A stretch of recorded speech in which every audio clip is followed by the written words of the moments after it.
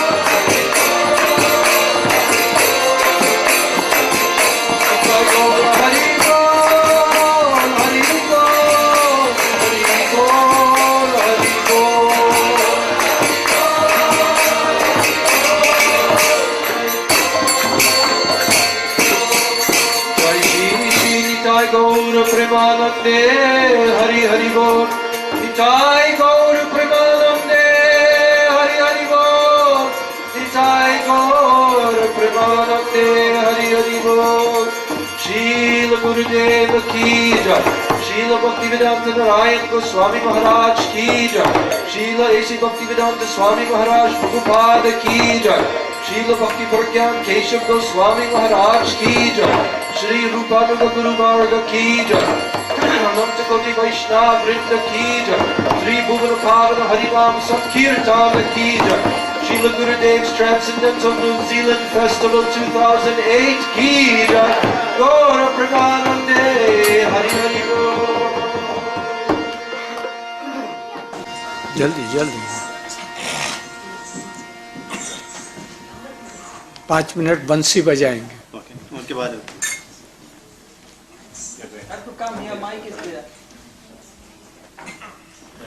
कहाँ भेज रहा है?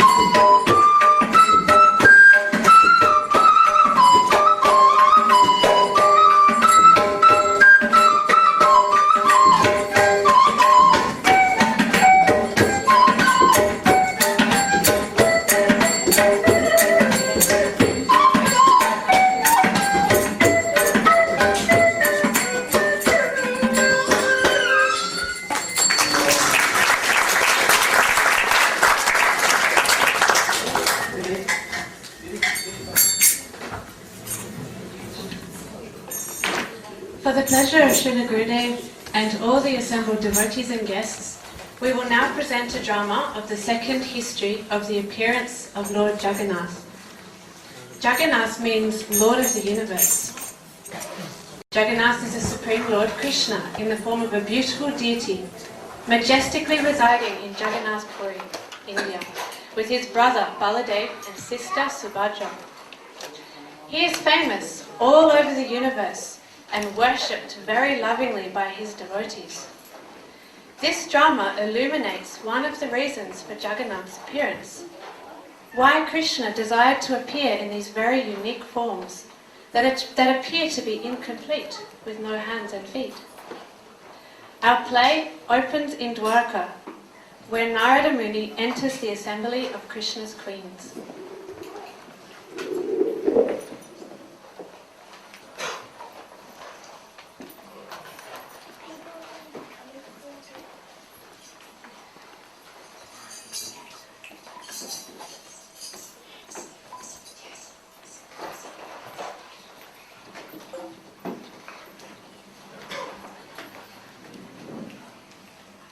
Narayan, Narayan.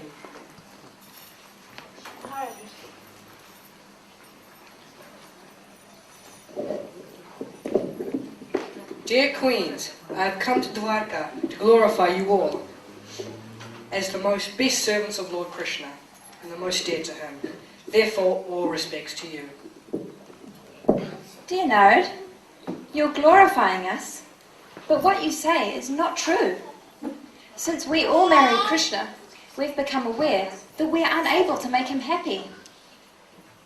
Oh, look, I must away. But wait! Oh, Mother Rohini. It is so wonderful to see you. Please, take a seat.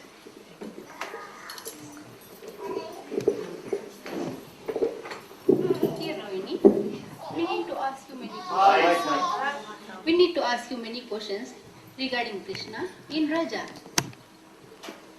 Yes, Mother Rohini, we know that you were living in Vraj when Krishna and Baladev were just small babies, and you were there for 11 years. Therefore, you must know the history of all the gopis. I know that you know all about the love of the gopis and all of the Brajavasis. You know of the importance of Raj. We want to know the nature of the Brajavasis' love is, what is their nature, and why Krishna always remember them, why cannot forget even for a moment.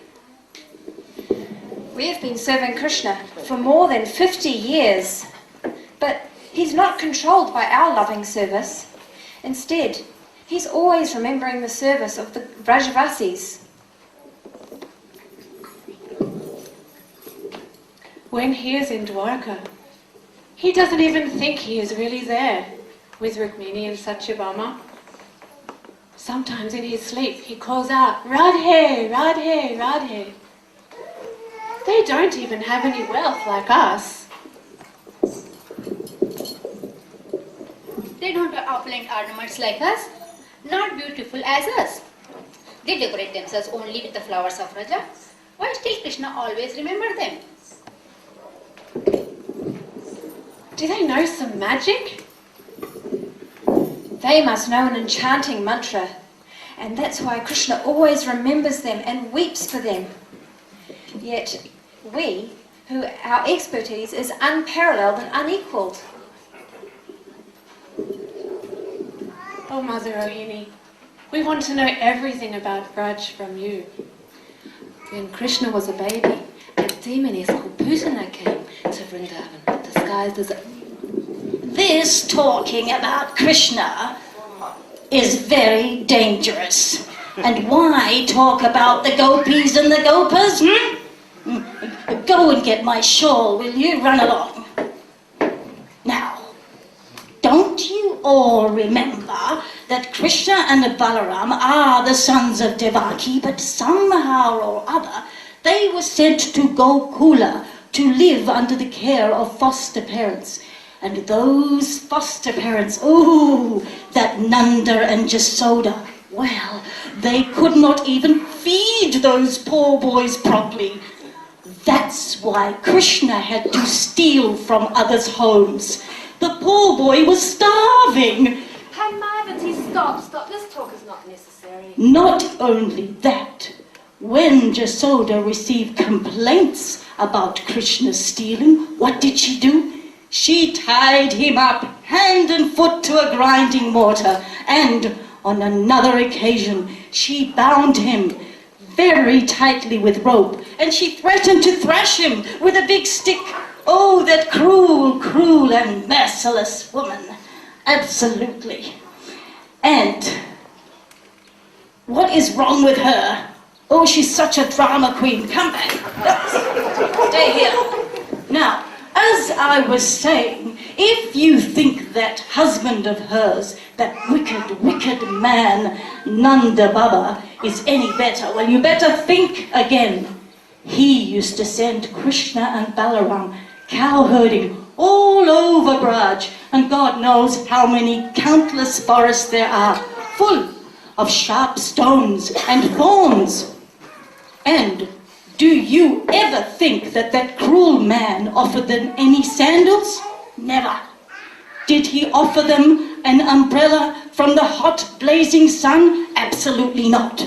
And all he gave them to eat was a little bit of bread and a tad of butter, even though there were so many milk products stashed all over Braj. Oh, those cruel people. So now, I propose we do a tally. Now, one of you, run along, call for Gargacharya.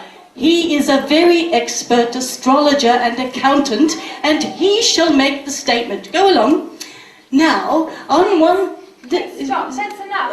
Run along. Now, on one side of the statement, we shall put all the times that Krishna and Balaram had to go cow herding, and on the other side, we shall put all the times that they had to steal from others' homes. Oh yes, and we will tally it up. And if something is owed for their cow herding, well, my husband and I, being very broad-minded and very magnanimous, then we shall pay double. Oh yes, we shall pay double for the debt.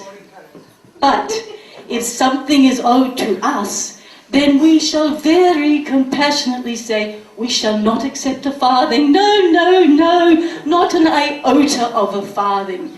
But as for that Rohini, oh, we will not pay for her. We shall never ever pay for her, because she is of the camp of Nanda and Jasoda.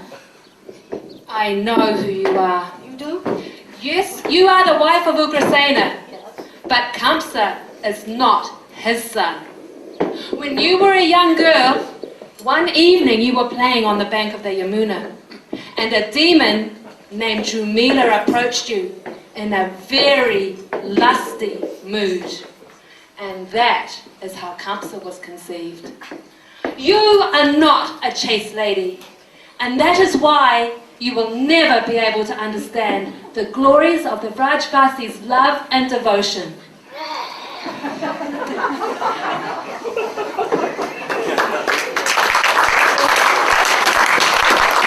Don't worry, she's gone now. Thank goodness.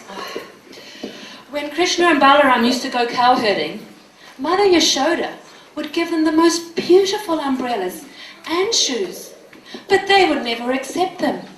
They would say that the cows are worshipable, and how could they wear shoes unless the cows also wore shoes? Now they herded 100,000 cows, so that would have been 400,000 shoes. Listen, my dear queens, the love of the Brajbasis is unconditioned. Yes, you are Krishna's wives, but you are not his beloveds, because your love is divided into many fractions, such as your sons and your daughters, whereas the love of the gopis is adkanda, total, full and completely undivided. Whatever they're doing, they're always chanting Govinda, Damo, Dharamada, Veti. Whether they're churning butter, threshing the corn, sweeping the floor, everything they're doing, they're always chanting Govinda Damo Dharamada Veti, Govinda Damo Dharamada Veti. their parrots to chant. Govinda Damodar Madhavedi, Govinda Damodar Madhavedi. And as for Srimati Radhika, there is no comparison. Once, when Srimati Radhika, Subhadra, please guard the door and make sure no male enters.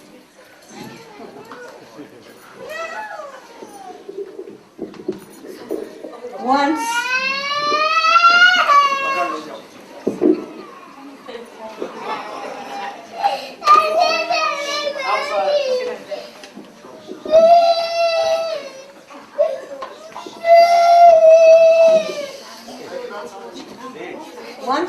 Srimati Radhika was sitting with Krishna and a bumblebee came by humming, thinking that her feet were a very fragrant, sweet and tasteful lotus flower.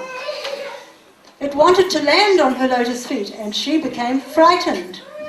She tried to chase the bee away, but it kept coming back. Meanwhile, Madhumangala came and drove it away with his stick.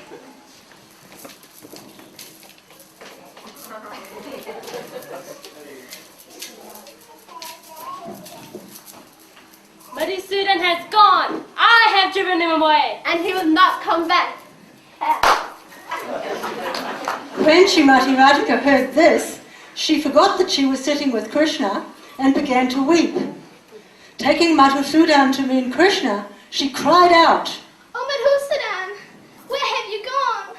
You must come back, otherwise I will die. Speaking in this way, she became unconscious in her mood of separation. No one can attain her elevated moods and love. As Rohini Maya related many pastimes, Krishna could no longer remain where he was.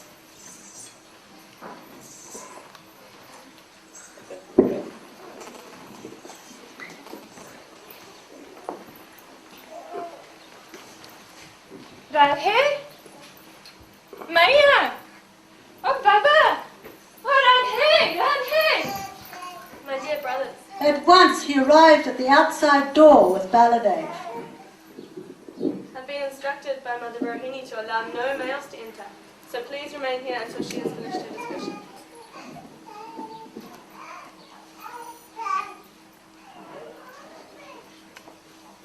As the three of them stood at the door, they heard what was being spoken, at which their hearts began to melt. As Mother Rohini continued to relate the glories of love and affection of Vrindavan, all three of them wept and wept. And as they wept, their hands melted, their feet melted, and their mouths melted, and only the forms of the Jagannath deities remained. Oh my God!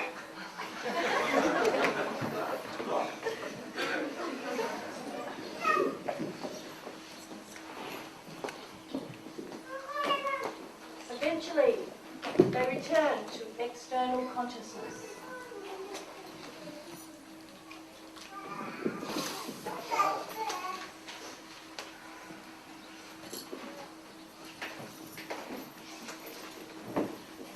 Oh, Narad! Oh my dear Lord Krishna! You have come here to Dwarka. What is your reason? I'm so sorry, dear Lord. As I'm responsible for all of this. I said something to Rukmini and Satyabhama, who then called Mother Rohini, which then started speaking about these three topics. Oh, Narad, you are the cause of all of this. However, you should know that I am very pleased with you. You have reminded me of my Brajvasis, my gopis, my gopas, and especially my most beloved Sri Radha. For this, I would like to give you a boon. So please, ask of me whatever you wish. Oh dear Lord, I beg this boon is that you will stay in these three forms somewhere in the world to purify the whole world. Yes, it shall be. I shall manifest 3 deity forms. I myself as Jagannath, my sister Subhadra, and also my brother Baladev. We shall remain situated on the mountain Niladri, near the ocean in Jagannath Puri. We shall reside there for all of time to come, and there all may have our darshan. But why will the Sudarshan Chakra be there? My Sudarshan is very powerful. He purifies one and bestows transcendental vision. If someone sees my deity form with material vision, they will be deceived and will simply see it to be made as mere wood. They will not be able to appreciate my transcendental Satchidananda, my eternal, fully conscious and blissful form.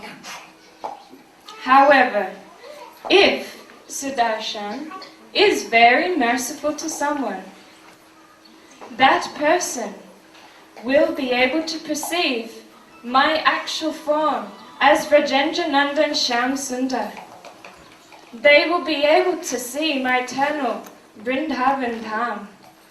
And, best of all, they will receive the most auspicious, merciful darshan of my beloved Sri Radha. Narayan, Narayan. Jai Jagannath. Jai Shri Krishna.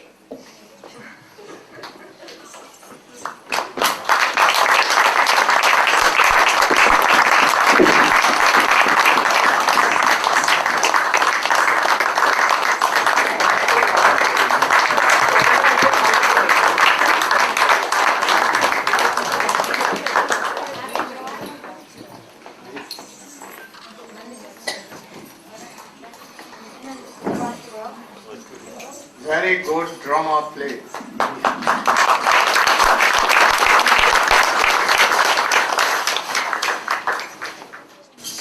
Especially Srimati Radhika.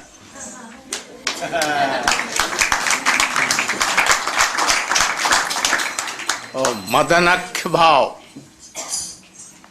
Snehman, Pranay, Rag, Anurag, Bhav, Mahabhav, Rood, Adhirood, and after that Mohan, and then Madan.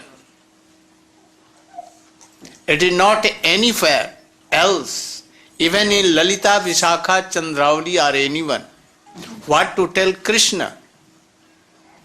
So Krishna wanted to test all these high class of modes. So he came in the form of Sachinandan Gaurhari, taking the intrinsic mood and beauty. And then he tested all these things. And then he thought that now my life is successful. So without Chaitanya Mahaprabhu we cannot know what is love and affection. He tested himself and also he gave this Raganuga Marga. What is Raganuga Marga? In what way Nanda and Jashoda, especially his gopis, Sakha, serve Krishna, that is called Ragatmika. In their Atma soul, it is natural, that mood, to serve Krishna with Rag. That what Rag? Not Bhav. Snehman, Pranay, Rag, Anurag, that. And Chaitanya Mahaprabhu gives to others what? Not ragatmika, raga nuga. Following of practicing for having that siddha bhav. Raga nuga is sadhan marg. In this world. In this world. And when it will be matured and siddha, then they will go there in Golok Vrindavan, and with rag they will serve. So, Raganuga and Ragatmika are so much different. So much different. One is sadhan and one is siddha. So, also you should know, there is a anuga more, that is rupa anuga. No? All rupa anuga are raga anuga, all top to bottom. But all raga anugas are not rupa anuga. Only those who will follow. Sri Rupa Goswami, internal mood and outward. As Rupa Goswami, outwardly and inwardly like Rupa Manjari. They are only Rupanuga. Without Rupanuga, Radha Dasyam cannot be achieved. So Chaitanya Mahaprabhu with these gave these special mood to special jivas in this world. Otherwise, it was never heard and never seen, this mood. Gaur Praman. So my blessings to Radhika and for Krishna, this reason that if I will be with Radhika, he cannot be happy. Always in lamenting mood, separation mood. But when I will go far away for her, then she will realize so much separation that she will feel that Krishna is here. He will embrace tumultuaries, thinking Krishna. Sometimes be speaking with him. So I should go from here forever, living Vrindavan to Mathura and from Mathura to Dwarka. He never returned. Why? Because Radhika suffering mood will come and we cannot, I cannot make her happy. So this is Madanakya Bhav. This is done only in meeting, not in separation. And in this separation, meeting and separation, both stages come in Radhika. So Chaitanya, Krishna wanted to test this thing, and without taking the mood of Radhika, how can he taste? So in the last, he took the beauty and also the intrinsic mood, and he went to Jagannath Puri, and from there he went to South India and met Ramananda. Ramananda Prabhu is himself Vishakha.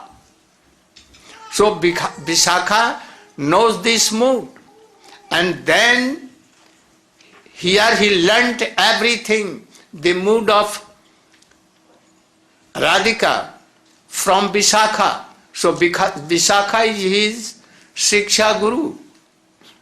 And then he returned back with Ramananda in the cave of Jagannath Puri, and here he tested all these things, always, sometimes crossing 7 doors of Gambhira. He used to go to ocean and jump, thinking what? Oh, Krishna is playing flute and he is calling. he is playing with all the gopis in Jamuna. So he used to give jump. And for 24 hours in the sinking in the ocean. Ocean, and he became like tortoise. And sometimes very long, very wonderful.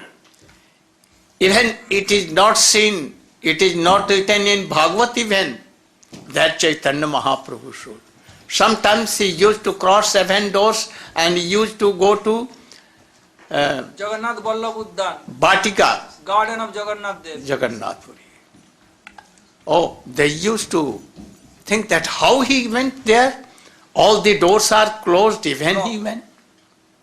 So many very wonderful modes he took Chaitanya Mahaprabhu and tasted. So without Chaitanya Mahaprabhu, anyone cannot know all these modes and cannot taste and cannot be Raganuga. So for giving Raganuga Marga, Chaitanya Mahaprabhu went everywhere, and by seeing from far away Chaitanya Mahaprabhu, Krishna used to come. Even tigers and bears and all others used to tell, Hare Krishna like this. Gaur Pramanande. So my blessing to all, and also Padma. Very good role. And Mother Rukmini. Rohini. Krishna also. So my blessing to you all queens, all Krishna, Radhika and Padma. Narad Rishi. Narad Rishi. Very good. I think I am giving my blessing that you should realize these facts. Not now, but even in future. You should know and be a pure bhakt. Gaur Pramanande.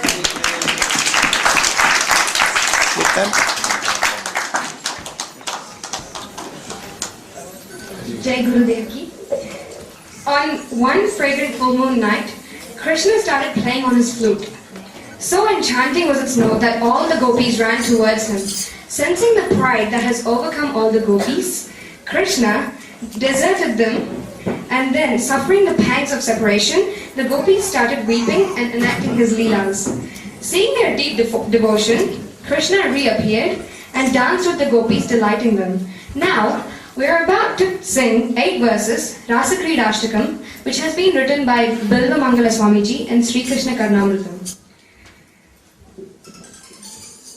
Angana Mangana Mandare Madhavo Madhavam Vam Chandare Nangana Ittama Kalpite Mandale Madhyaga Sanjagau Venuna Devaki Nandana Ekike Kadhrita Nigapam Keruha Ninaham Savali Vidyata Kamsavam Satavi Dahada Vanala Sanjago Venuna Devaki Nandana Kwapi Veena Bira Ravina Kampita Kwapi Veena Bira Kingini Natita Kwapi Veena Bira Mantaranga Pita Sanjago Venuna Devaki Nandana Charuchandravani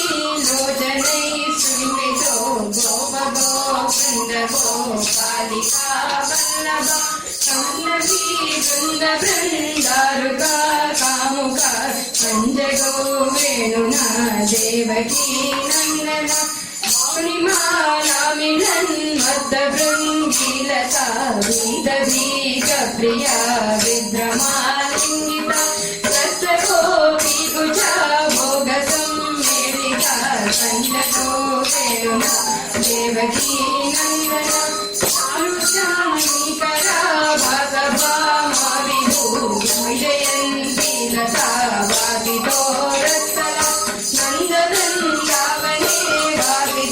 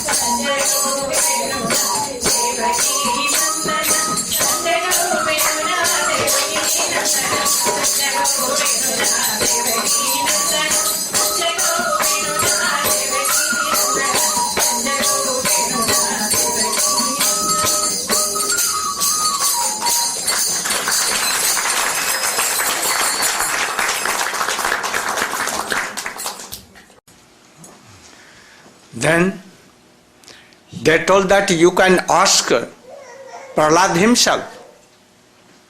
And then Hiranyakashipu told him, Prahlad Maharaj, what he told. After and that, the teachers took Prahlad Maharaj and they asked him, where you have learned all these things from? You are worshipping the enemy, Vishnu. And Prahlad laughed. I can make you understand, because you are still seeing duality of friend and enemy. Prahlad said, before I heard this from my Guru that such things exist, but now I am seeing directly. Therefore Prahlad Maharaj gave some wonderful instructions. Matirna Krishna Parato Svatova Miti Abhipadyate Griha Pratanam Adamta Gobir Visatam Tamishram what Prahlad Maharaj taught to the boys in the school, in the absence of those who are attached to material enjoyment, matir means mind or intelligence or heart. Those persons who are absorbed in material enjoyment, they have adanta gobe visitam mishram. They have uncontrolled senses, and their uncontrolled senses drag them towards a hellish condition. Therefore they cannot understand, they cannot attach their minds to the heart of the Lord. If our senses, like the eyes, are always going towards form, ears are always trying to hear some nice thing, tongue is always trying to taste many, many things, then how one can serve the Lord? One will be completely distracted. You cannot understand the service of the Lord because your senses are uncontrolled. Therefore, no matter how much we instruct you, or you hear the instructions of others, or by your own endeavors, your mind cannot become fixed at the feet of Sri Krishna. Puna punas chavita chavinanam. You simply are chewing the chewed. Guru Maharaj gave a nice example of chewing the chewed. Just like the parents put so much force on the child. You should marry, you should marry, you should. But they have married and they are not happy. Their parents have married, but they have also died and suffered. Their parents have, just like someone is chewing gum, they spit it out, then someone else picks it up. Then he chews it, there's no taste, he chews it, he spits it out and gives it to his children. They chew it. This is called chewing the chewed. I mean, our forefathers, their forefathers have all tried the same thing, but they have not achieved it. Like dogs. Like Gurudev says, there's a dog, especially in India, and after great endeavor, he found a bone. That bone was completely dry. And he was chewing, and because that bone was so hard, it was cutting his gums. And the dog was sucking his own blood, and he thought, my God, this bone is very delicious. He's drinking himself, he cannot understand. There were a whole pack of other dogs, they saw, he's got a bone we don't have. They began chasing him. And all the other dogs began pounding him, biting him. And the dog was running, and 50 dogs were chasing him. He was, and finally the dog realized the cause of all my suffering is this bone. Therefore, he spat it out, and then immediately all the other dogs left him. He felt peace and happiness. But then one other dog, he picked up the bone and he began running. Then all the 50 dogs began chasing him. So this is material life. As long as we think something is mine, then the dogs means the other people in this world, the tax agents, our children, our wife. But as soon as someone spits up the bone, then he feels relief and peace. So Prahlad Maharaj gave these instructions. No, there's one more. Matirna Krishna.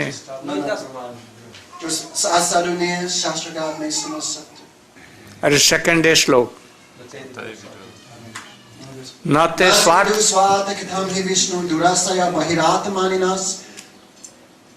Prahlad Maharaj said, but you cannot understand because you are a sadhu. Because real sadhu, you are not devotees of the Lord, therefore you cannot understand the real meaning of the scriptures. Because Adavante cha chamadya cha hari sarvitrikiti. If you look in all the Veda, the Ramayana, all the Puranas, all the Vedic scriptures, there is only one thing in the beginning and the middle and the end, that is the glories of the Supreme Person. But people who are not devotees of the Supreme Lord, they always take the wrong meaning or some external meaning. Bahirati mananas. Because they consider things of this world to be important, they cannot understand the real meaning of the scriptures. Instead, they take some opposite meaning. Especially Bhaktisiddhanta Saraswati Thakur, he told one nice history. There was one Brahmin, and he was very learned scholar, but he was not devotee of the Lord. Therefore, he was very puffed up, very proud.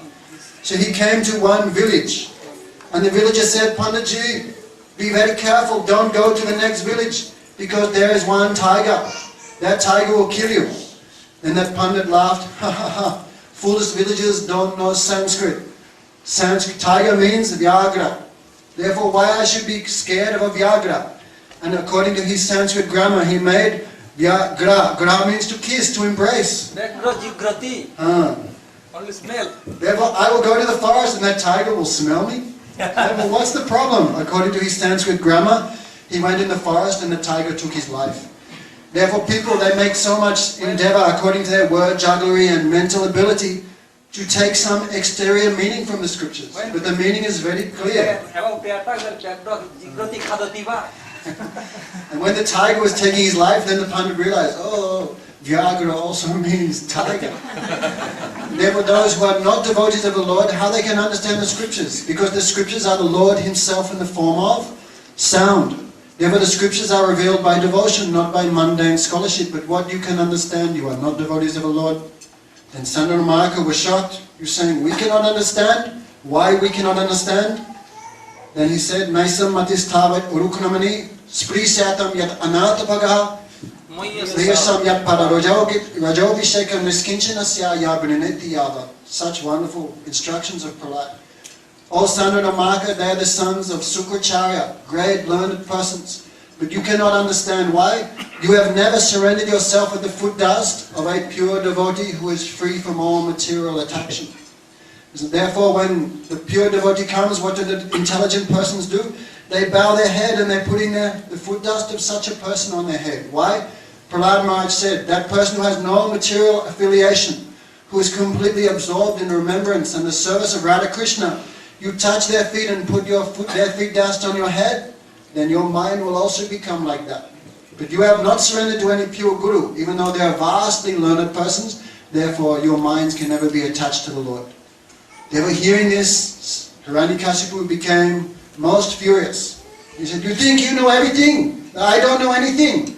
I also perform great austerities. I am also a very learned person. I am also very wealthy.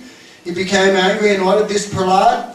He is like a thorn tree in a forest of sandalwood.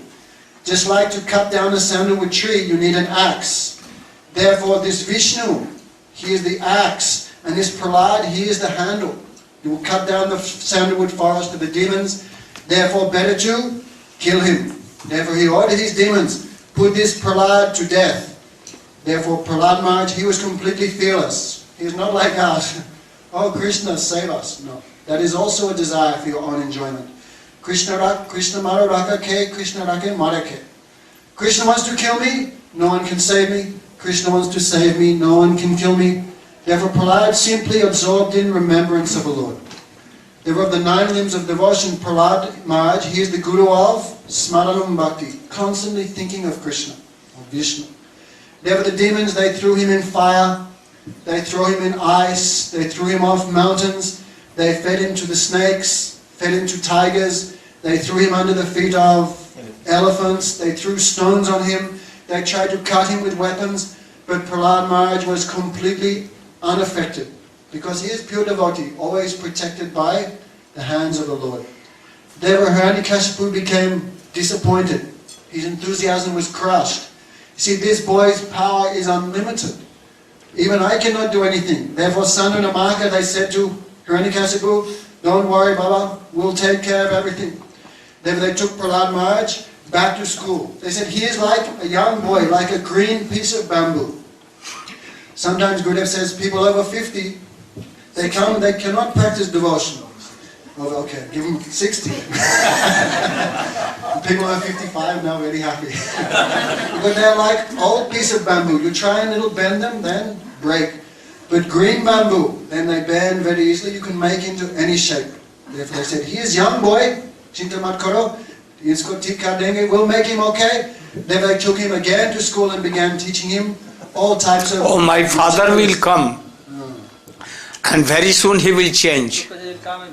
My father, Sukacharya, the guru of the demons, he will come and he will give instruction to Prahlad. He will change Prahlad Maharaj. Therefore they took him back to school. Prahlad Maharaj never disrespected anyone. That is one point. He was very calm, quiet, very good boy. The teachers loved him so much. Therefore Sandanamaka had to go out and do some puja or something. Therefore they put Prahlad Maharaj, you're in charge of the school as monitors. Oh. You.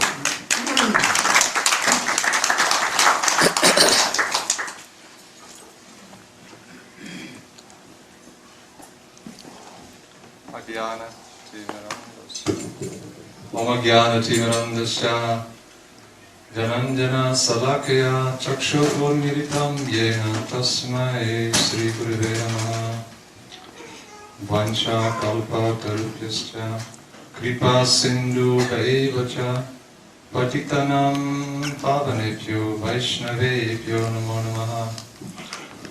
First of all, I offer my humble obeisances, unlimited thanks unto the lotus feet of my beloved Gurudev. Om Vishnupada Paramahamsa Priya Kachari Ashtata Srimad Bhaktivedanta Sri Narayana Swami Maharaj.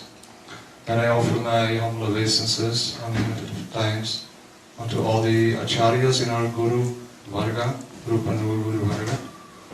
And also I offer my humble obeisances unto all the Tridandi sannyasis, all the Vaishnavas, Vaishnavis, guests, mothers, sisters, brothers who are present.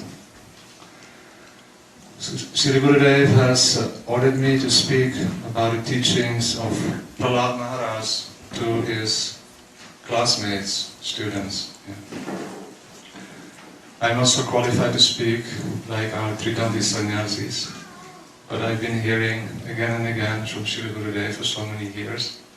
So I'll try to speak something. If anything is not complete, more louder. Please add what I am missing. If anything good is coming from Sri Gurudev and Vaishnavas. So Prahlad Maharaj, he was, as we heard from Sripad Damodar Maharaj and Sri Gurudev, and yesterday also we heard from Sripad Padmanabh Maharaj, how his ideal character was there. Sri Gurudev said, this is Jnani Bhakta. He sees his beloved Lord everywhere. He doesn't become disturbed in any situation. Even if his father, his teachers, they are angry with him, they try to disturb him, they try to punish him, they try to beat him, his father tried to kill him. Yeah, in so many ways, Prahlad always remained very peaceful.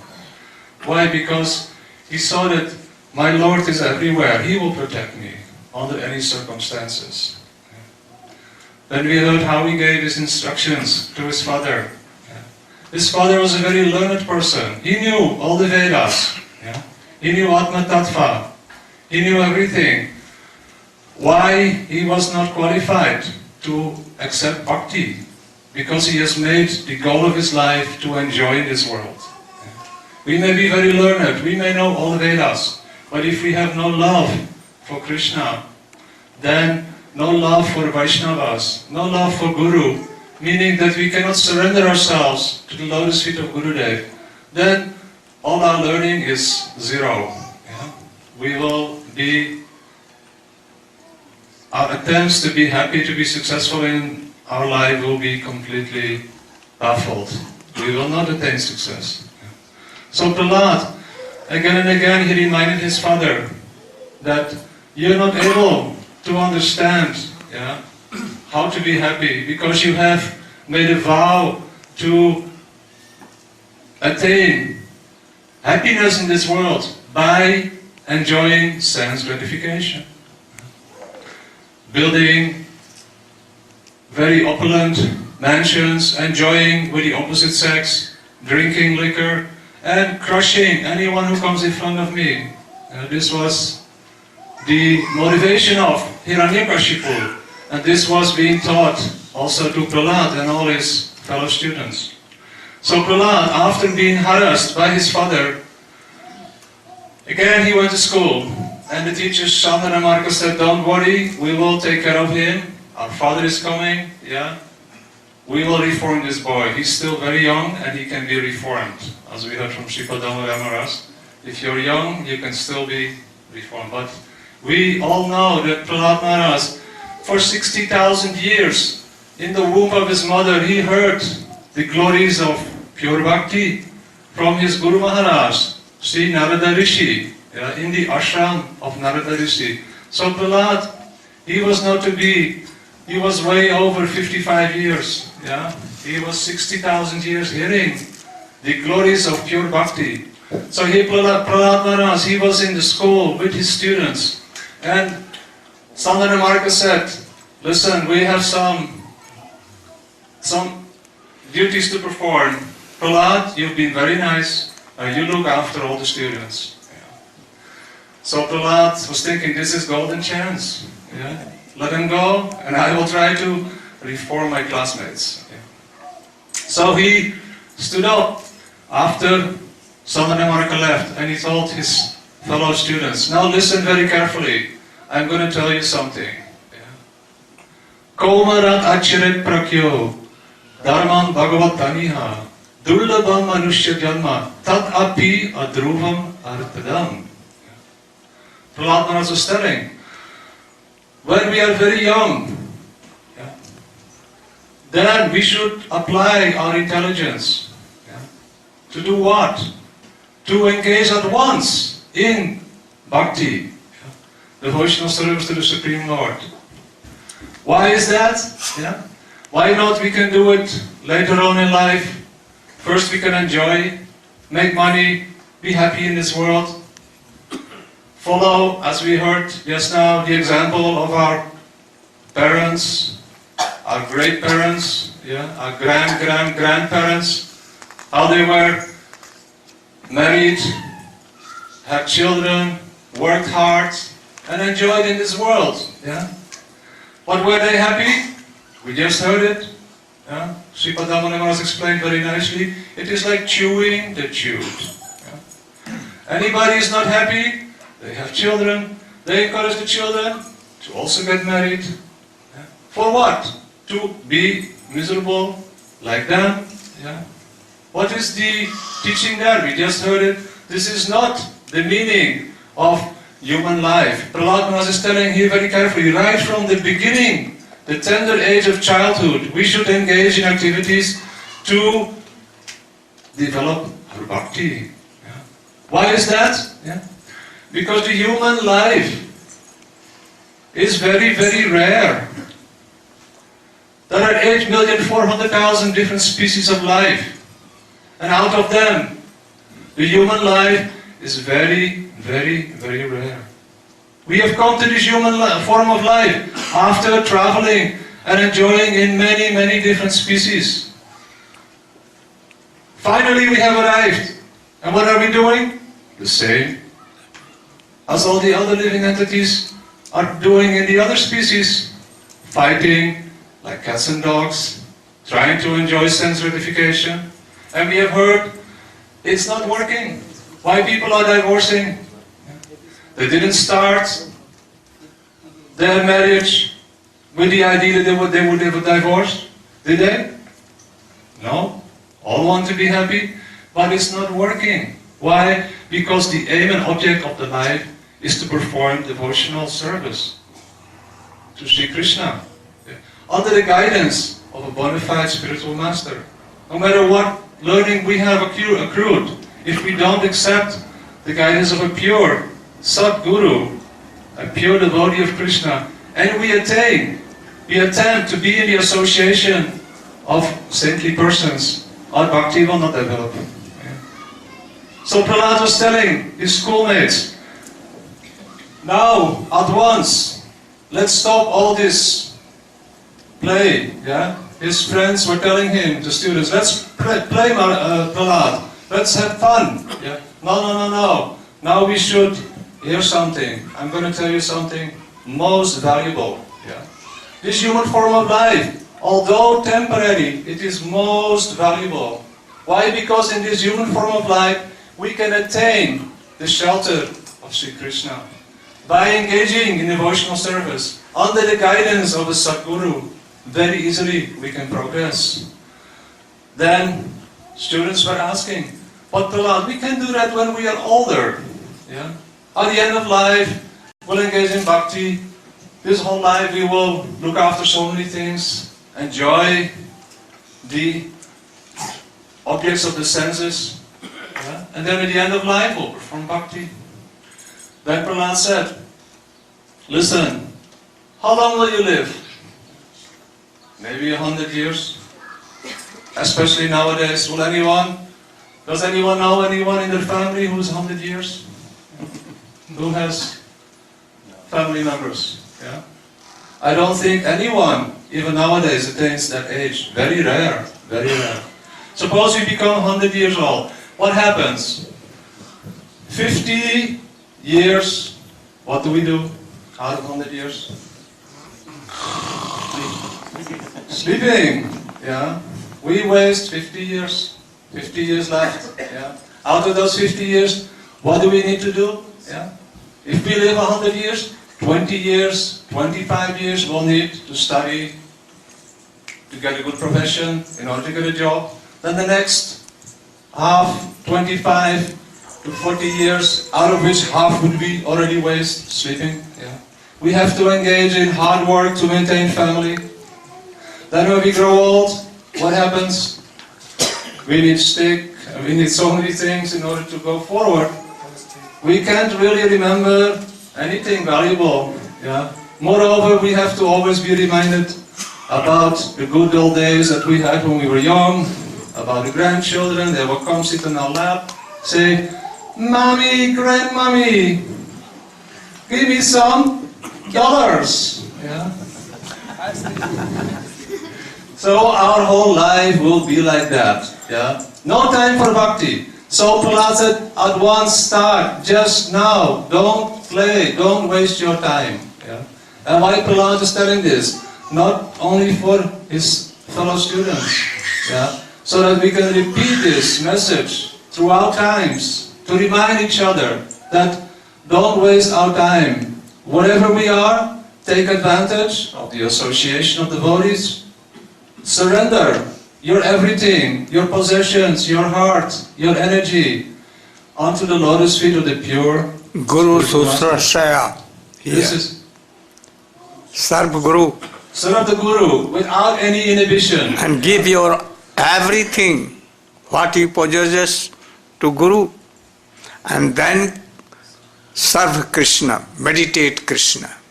First Guru, and by his mercy to Krishna.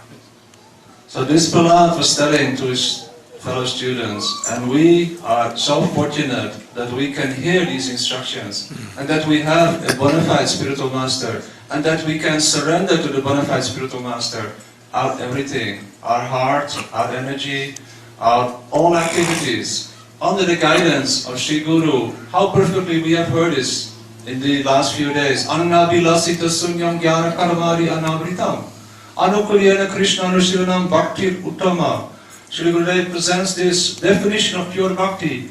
And here we see the example of Sri Prahlad Maharaj. And as we continue our lectures, we will hear how this shloka can be applied at any stage in our own life. Yeah? As Prahlad Maharaj was completely absorbed in always remembering his Supreme Lord, and he was not afraid of anything. He was able to tolerate the greatest, horrendous crimes performed by his father, his own father, and still he did not blame his father. Yeah? He did not protest. Why? Because he was completely absorbed in remembering his Lord, his Supreme Worshipable Lord. Yes, thank you. Hare Krishna.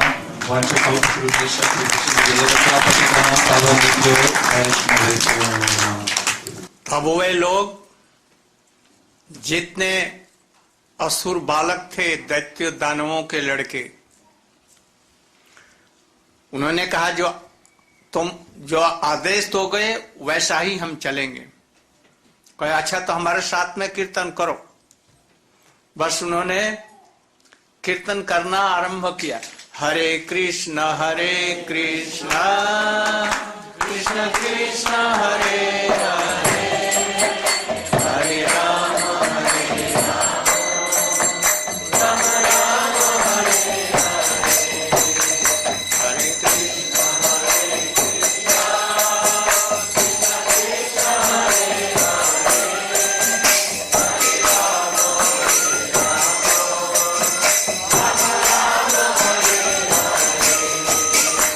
जय राधा रमन हरि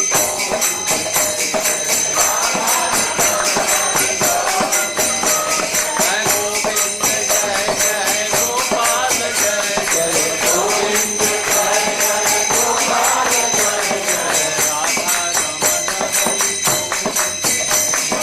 राधा रमन हरि गोविंद राधे राधे राधे जय जय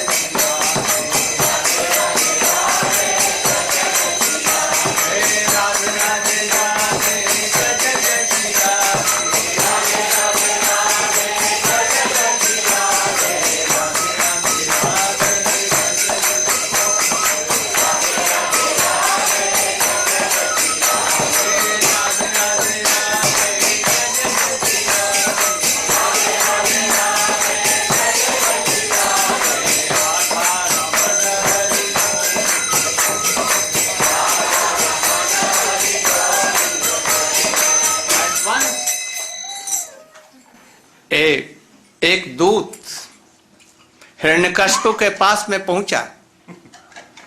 अरे वो तो सब बालक प्रहलाद के साथ में मिलकर के भगवान का नाम, विष्णु का ही नाम कीर्तन कर रहे हैं। बस वो क्रोधित होकर के वहीं से आया। अब चुप करो, साइलेंट, बी साइलेंट। प्रहलाद तुमको तनिक भी भय डर नहीं मुझसे लगता? सारा संसार हमसे डरता है, थर-थर कांपता है। देवता लोग स्वर्ग छोड़ करके भाग गए, कोई भी देवता सामने नहीं आते, और तुम हमसे डरते नहीं हो। क्यों नहीं डरते? प्रभु इसलिए नहीं डरता पिताजी कि मैं सर्वत्र ही भगवान का दर्शन करता हूं। फिर डर का किस बात का? ओ तेरा भगवान है तो जरूर है। कहाँ है? ऐसा कोई चीज नहीं है, कोई पदार्थ नहीं है। खड़ग खंभ में सर्वत्र ओतप्रोत है, सर्वत्र है। तो मुझे तो नहीं दिखता, नहीं दिखता है। इस खंभे में है जरूर है। अच्छा तो देखता हूं। बस एक मुष्टि का घात मारा और भयंकर शब्द हुआ। कैसा शब्द हुआ?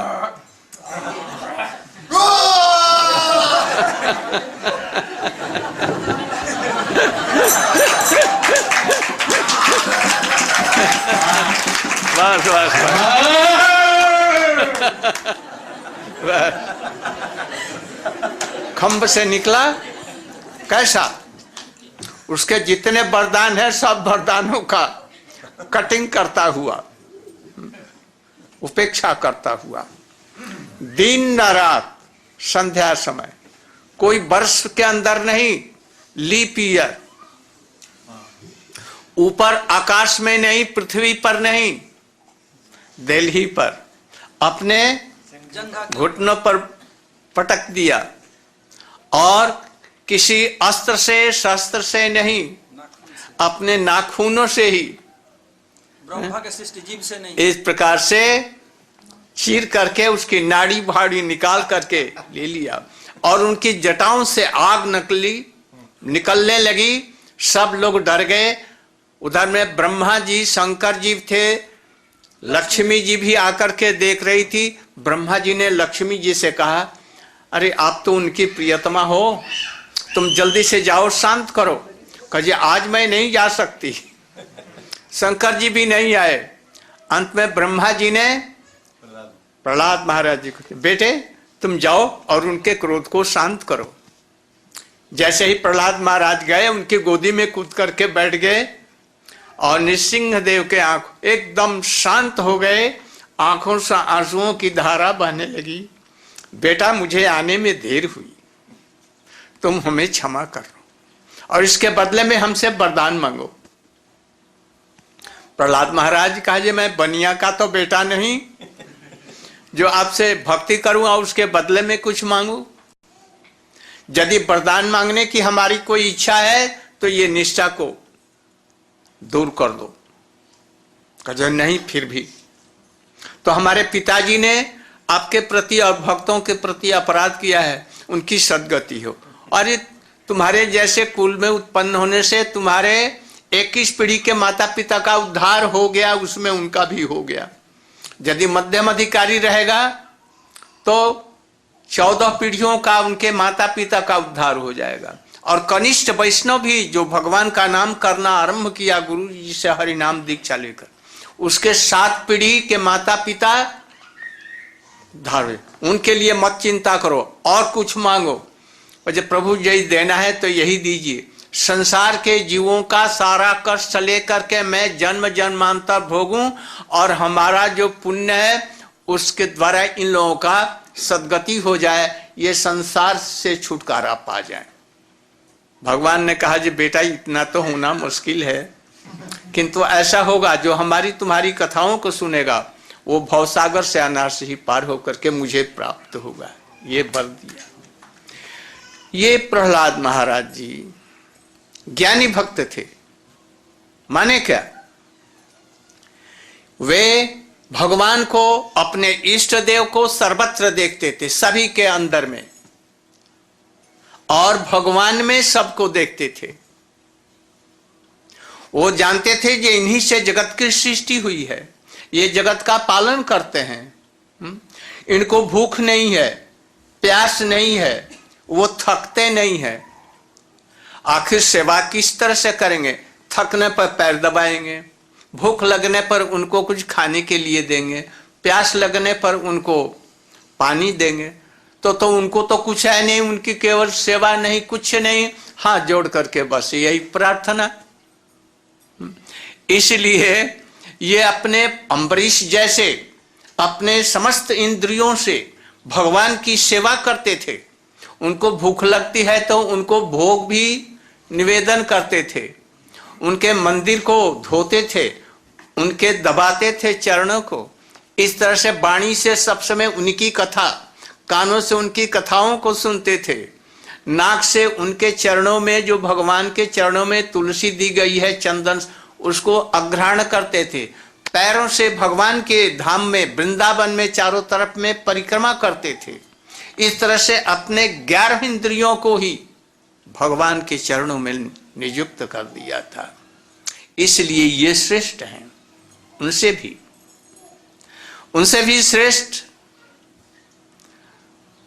ये तो सिद्ध हैं, साधक हैं। हनुमान जी क्या हैं? थोड़ा सा उनके संबंध में भी कहा जाए। Shyam Rani, you can Ambarish. Therefore the boys, after they heard the instructions of Sri Prahlad Maharaj, then they all agreed and said, as you order us, we will do that only. Therefore Prahlad Maharaj, under the guidance of Prahlad Maharaj, all the boys began kirtan. Hare Krishna, Krishna Krishna, Hare Hare, Hare Ram, Ram Ram, Hare Hare. Such a noise came from the school. When that noise went in the ears of Hiranyakasipu, he was most disappointed. Therefore he came roaring and grabbed Prahlad Maharaj and said, you don't fear me. Even the demigods don't come before me. They are so much afraid. But only you defy me? You are always talking of a Bhagavan, a supreme person, who is all-pervading and all-powerful. But I cannot see him. Then Prahlad Maharaj said, Father, maybe you need to change your eyeglasses. With it, only by Prema Bhakti you can see him. Is he everywhere? Yes. Is he in this pillar supporting the palace of Hiranyakasipu? Prahlad Maharaj said, yes, Father, he is there also. So in order to make the words of Prahlad Maharaj true, when Hiranyakasipu struck the pillar with his fist, then came a mighty roar, which we tried to imitate. A mighty roar came from the pillar, and out from that pillar came a wonderful incarnation of God called Bhagavan Sri Narasinghadev. Jai Nrsimha Bhagavan ki Jai, Maharaj ki Jai. Because, as you may recall, Hiranyakasipu had received many benedictions from Brahma. He would not be killed in the daytime or the nighttime. Therefore, Lord Nrsingadev appeared at dusk, not daytime or nighttime. He could not be killed inside or outside. Therefore, Lord Nrsingadev took him on his lap at the doorway. Doorway is not inside or outside. He could not be killed on the ground or in the sky. Therefore, Hiranyakasipu took him on. Bhagavan Nrsingadev took him on his lap, because the lap is not on the ground, nor is it on the sky. He could not be killed by anything living or dead or by any weapon. Therefore, Lord Nrsingadev killed him by his fingernails, because fingernail is not living, is not dead, it's also not a weapon. He could not be killed by any creation of anything created by Lord Brahma. But the Supreme Lord is not created by Brahma, He is the creator of Brahma Himself.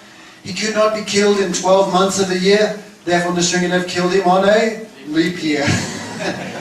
Therefore, with a roar, he bifurcated his stomach, took out his intestines, wrapped them around his neck. Blood was... He could not be killed by any man or any beast. Therefore, the Lord appeared in a form which was half man, half lion, half beast. Therefore, astonishing form. He finished Hiranyakasipu, took his intestines as a garland, threw the body on the floor, and was roaring ferociously. Even fire was coming from his head. All the demigods were shaking. Then Brahmaji, they prayed to Lakshmi. Ladies first. You are very dear of the Lord, beloved of the Lord. You should go and pacify him. But Lakshmi Devi, she was shaking. She could not go. Shankar also, he could not go. Therefore finally Brahmaji prayed to Prahlad. You can go. And without any fear at all, Prahlad Maharaj jumped on the lap of Nrsingadev. And Nrsingadev began weeping and said, "Oh my son, I am very sorry I came late. Please forgive me. Please choose a benediction." Therefore Prahlad Maharaj said, "I am not a businessman. I am doing some service for you and I will take something. I am not that type of person. Therefore you must have seen something in me which made you ask for me to take a benediction. Therefore if there is any desire in me, please take that away." Then Lord Nrsingadev said, "You have no material desire, but for my benefit you should take a benediction." Then Prahlad Maharaj said, "My father committed many offences to you and to the devotees. Please forgive him." Then Bhagavan Nrsingadev said, "What to speak of you, Prahlad? A person who achieves pure devotion, they liberate 21 generations of their forefathers. Someone who becomes a middle-class devotee, they liberate 14 generations of their forefathers. And even a new devotee who takes initiation from Guru and in a proper way begins the process of hearing and chanting, they liberate 7 forefathers. Therefore your father is already delivered. Therefore choose a benediction." Therefore Prahlad Maharaj, so kind, he said, "I want the benediction. I will take the sins of all living entities in the universe. And they will go to the Supreme Abode, and I will stay in this world and suffer on their behalf." Then Nrsingadev wept and said, "That's, even I cannot do such a..." He said, "That is a very difficult thing even for me to do. But I will give the benediction. Anyone who hears this discussion between you and me, they will achieve the supreme destination." Prahlad Maharaj ki jai. Therefore Prahlad Maharaj, he is called the Jnani Bhakta. He sees the Supreme Lord everywhere and everything within the Supreme Lord. Therefore he understands the Supreme Lord creates and maintains everything. Therefore he has no hunger. Someone who has no hunger, how can you feed them? Difficult proposal. He has no thirst. How you can give someone water, milk, anything? He is never tired because he has a spiritual body. How can you massage him or do anything? You cannot give him a bed, cannot massage him. Therefore Prahlad understood, my Lord is like that. No hunger, no thirst, no tiredness. Therefore Prahlad Maharaj, he never tried to do any service to the Lord, only he remembered him. Therefore superior to him, superior to the Jnani Bhakta, is the Sudha Bhakta of, like Ambarish Maharaj. Even though Ambarish Maharaj is a sadhak, he is a practicing devotee. He is not perfected like Prahlad Maharaj. But still he is superior to Prahlad Maharaj because he engaged in all 11 senses in service. Savai Mana Krishna Padala Vindyo. He used his mind to always think of the feet of Krishna. Vachamsi Vaikunta Gunanuvanano. He used his mouth to always chant and discuss about Krishna. He used his ears to always hear the topics of Krishna. He used his hands, even though he was the king of India, he used his hands to clean. Mandira Majanadi, Karo Harir Mandira Majanadi. He used his hands to clean the temple. He used his eyes to see the forms of the Lord in the temples. He used his body to embrace the devotees in affection. He used his nose to smell the flowers and tulsi that's offered to the Lord. He would smell them. He used his tongue to chant the name and to accept the food remnants offered to the Lord. That is called prasadam. Even he used his legs to walk to the holy places. Just like everyone's coming to the temple, they're walking here or driving. Therefore, that is also using your legs in the service of the Lord. What else? 11 senses. All his Gyanindriya, Karmendriya, everything he used, engaged in the service of the Lord.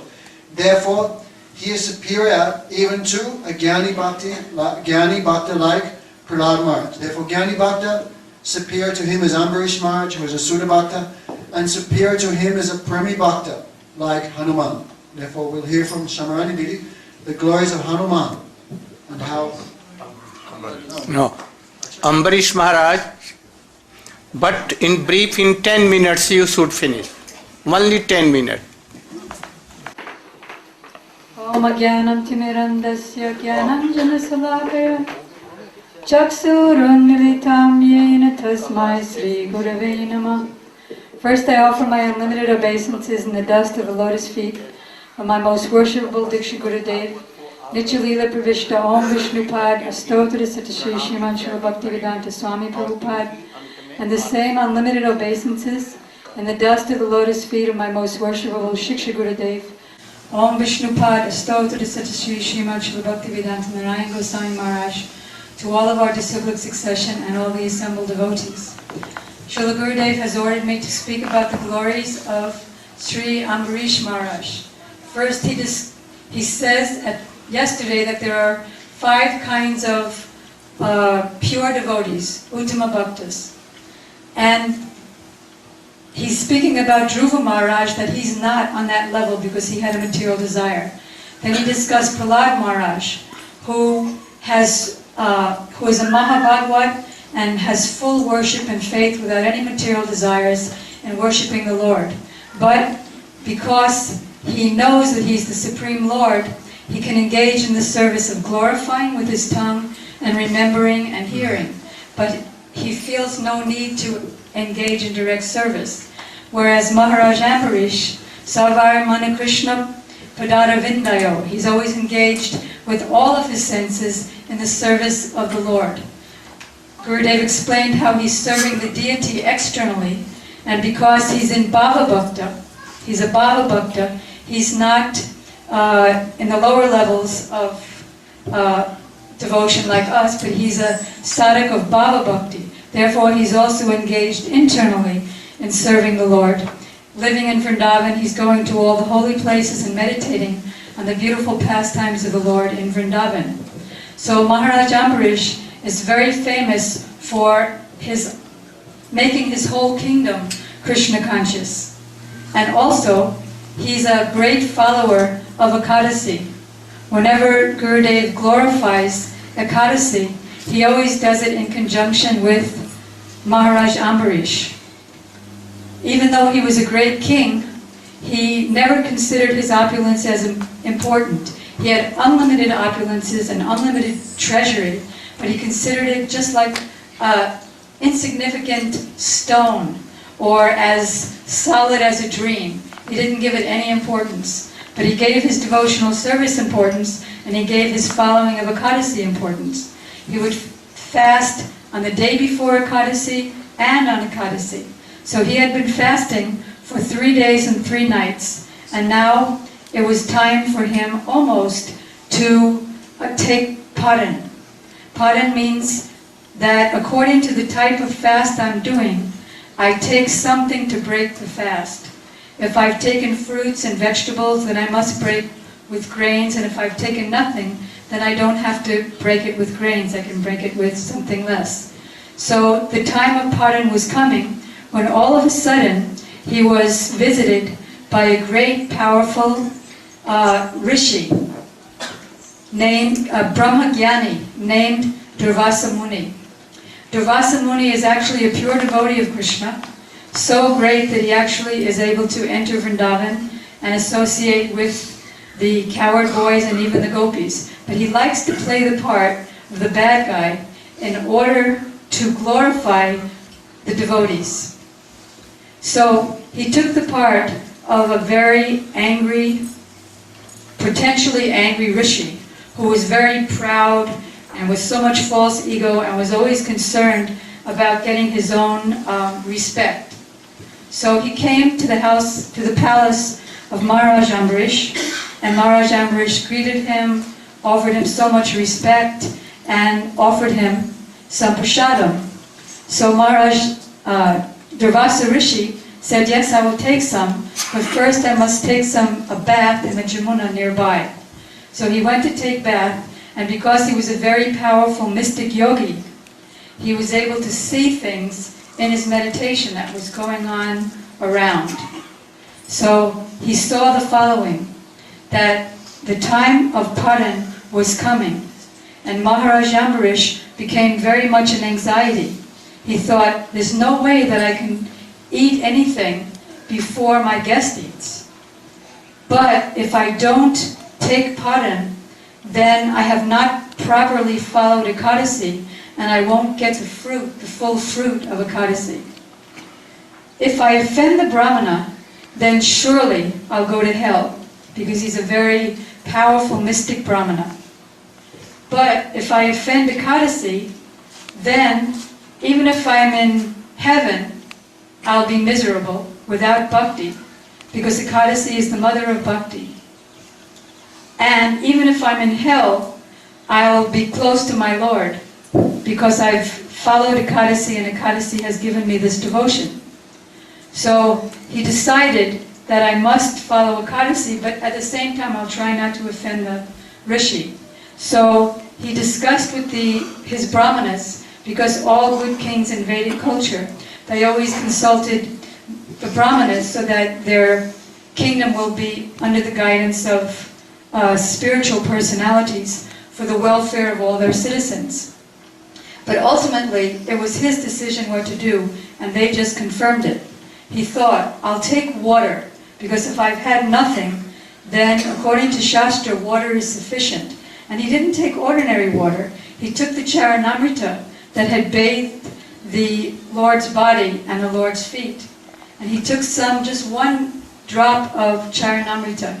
So meanwhile, in the Jamuna River, Durvasa Rishi is meditating and seeing, oh, what an offensive king. I'm a great Brahmana, and he's just a low-class Kshatriya, the servant of the Brahmana, and then he ate before me. So he came there very, very angry, and he was chastising him as being so offensive. But he wasn't satisfied just by his anger. So he ripped out a piece of his dreadlock hair, and he threw it on the floor. And all of a sudden, because of his great mystic powers, out of that hair came a giant fire demoness. And that fire demoness, just as powerful as the fire of devastation, came running at Maharaj Ambarish. So what did Maharaj Ambarish do? Because he's always fully absorbed in the Lord and his pastimes in Vrindavan, and his palace was even in Mahavan, right in Vrindavan.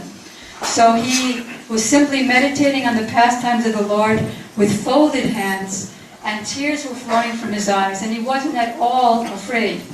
But Krishna had already given his disc as the protector of Maharaj Ambarish and all pure devotees.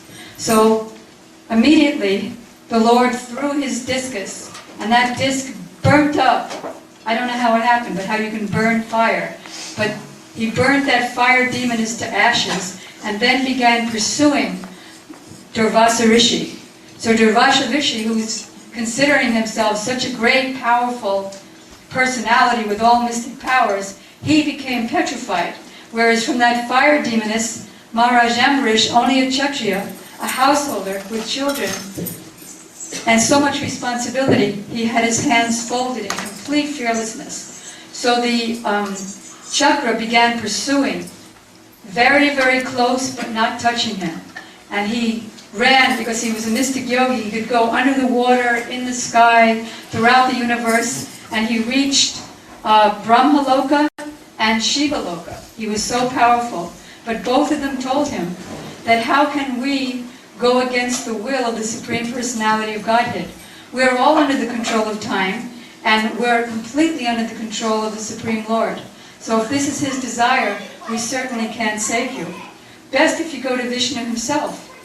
So Durvasa Rishi ran with the Sudarshan Chakra just behind him, and he reached the Vaikuntha planet in this material world. And he came to Vishnu and fell down at his feet and begged for mercy.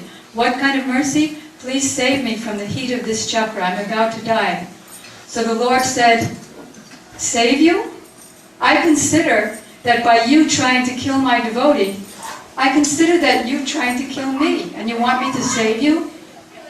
My devotees are always living in my heart because they know nothing but me, and I know nothing but my devotees. So they're living in my heart, and I'm living in their heart. So this is an offense to me. No, I will not save you. So he said, but he committed an offense to me, and I'm great Brahmin.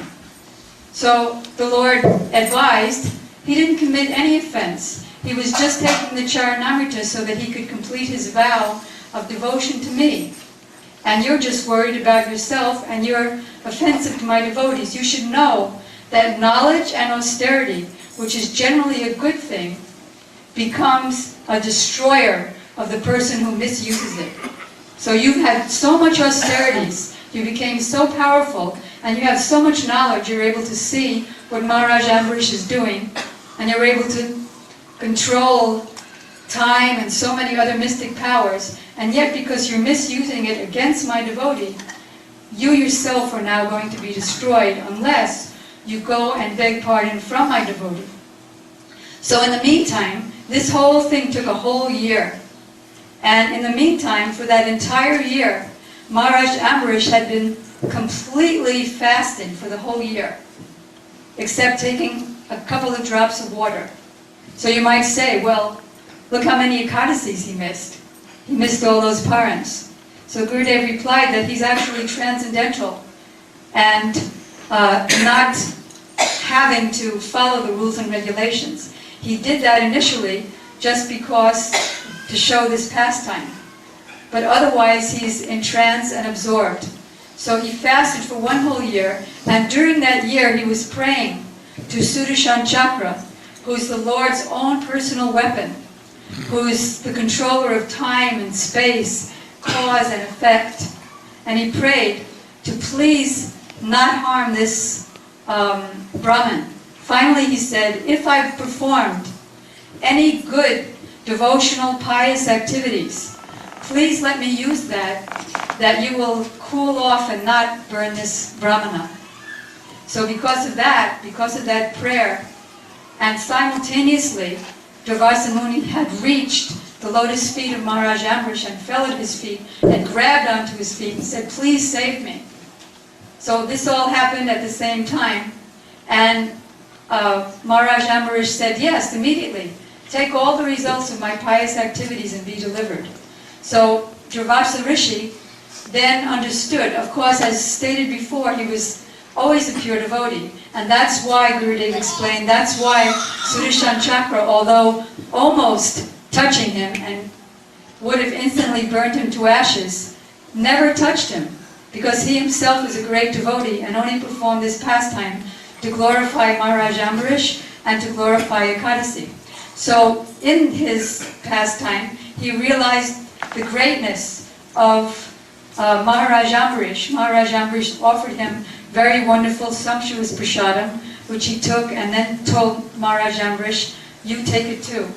And then he went off into the skyways singing the glories of Maharaj Ambarish. So we can see that Maharaj Ambarish, although not on the platform of Siddha, not having attained his Siddha Deya, he was situated in Bhava Bhakti, and therefore went into trance and served internally, and externally engaged all of his senses, feeling that I must serve my Lord. Thank you.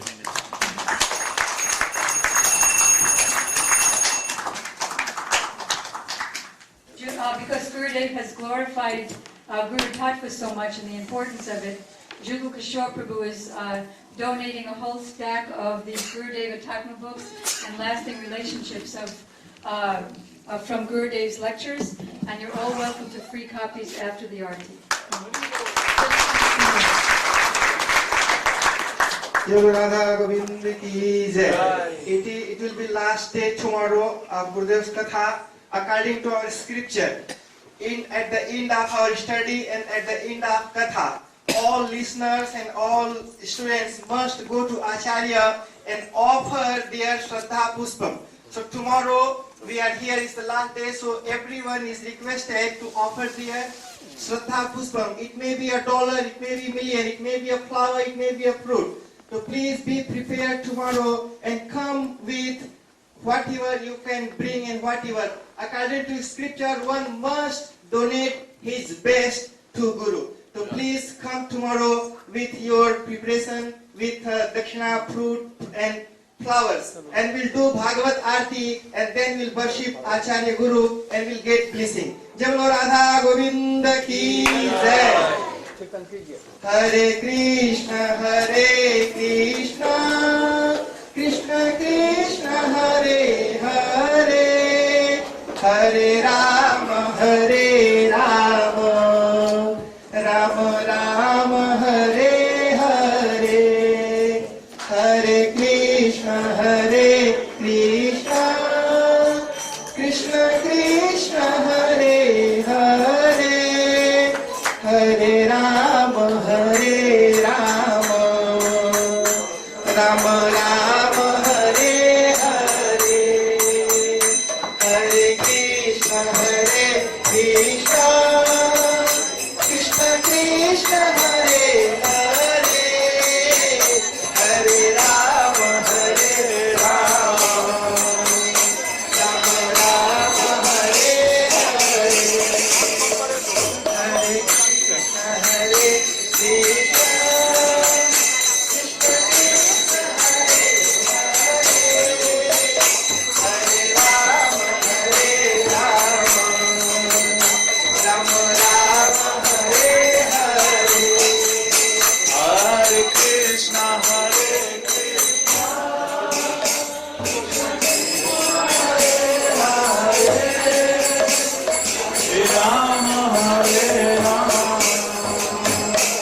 Rama Rama, Hare Hare,